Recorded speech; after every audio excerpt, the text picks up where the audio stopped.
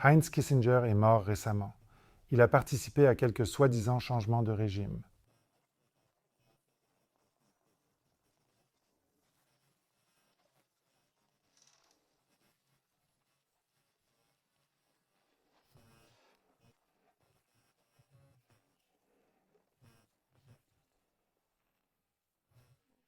Pour cela, il fallait parfois tuer des chefs de gouvernement ou bien plus de personnes encore.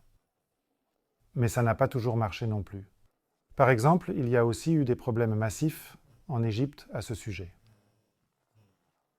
Bien sûr, l'ensemble de l'appareil doit accepter les nouveaux chefs et les personnes que l'on met alors en place, qui étaient peut-être auparavant des groupes d'opposition, doivent alors faire ce que l'on veut, car sinon, toute l'opération ne sert à rien si l'on veut avoir une influence aussi massive sur une autre nation, pour ainsi dire. Ce que je trouve si fascinant, ce sont justement les recherches de Johnny Redmore. Il vient de découvrir que l'équipe responsable de ce changement de régime à la CIA s'est ensuite rendue à ce séminaire international à l'université de Harvard, où elle a formé des gens, en particulier en ce qui concerne la géopolitique en Europe.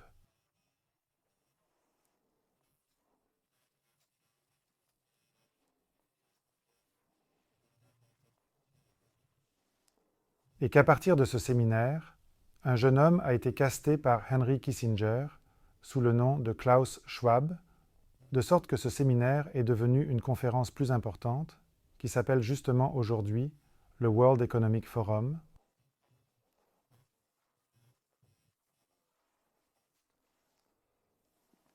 Cette formation était financée par la CIA, déjà à l'université de Harvard. L'initiative du World Economic Forum est de la CIA. Et maintenant, bien sûr, tu peux te demander pourquoi. Et si on y réfléchit maintenant, bien sûr, au lieu de se contenter d'observer les groupes d'opposition, on peut faire pression sur le gouvernement d'un pays, voire le renverser.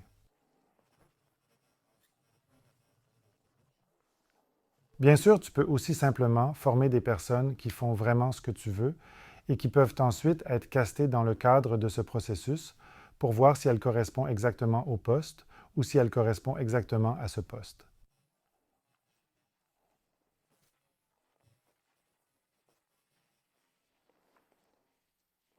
Et donc, historiquement, le World Economic Forum est une opération de changement de régime de la CIA centrée sur l'Europe occidentale.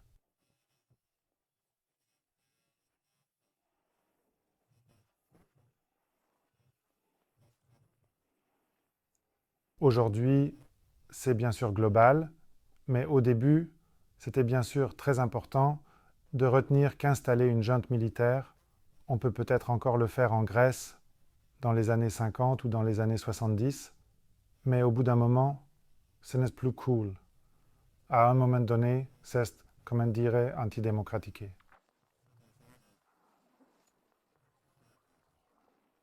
Et ça aussi, c'est difficile à mettre en avant dans la communication. Mais si tu le fais de manière aussi subtile avec la formation continue et tout le reste, c'est certes manipulateur, mais ça ne passe pas non plus nécessairement pour un coup d'État. Et peut-être qu'il n'y en aura plus. C'est bien sûr une question de définition. C'est en tout cas une influence claire sur le développement politique d'autres pays, qui peut être mise en œuvre si habilement, avec Klaus Schwab aussi un peu autoritaire, avec Klaus Schwab aussi un peu autoritaire, et où beaucoup de gens participent. Et du fait que les grandes entreprises sont impliquées dans ces processus, c'est pour moi une sorte de symbole du complexe militaro-industriel. Voilà donc mes pensées et voici un exemple sur la mort d'Henry Kissinger.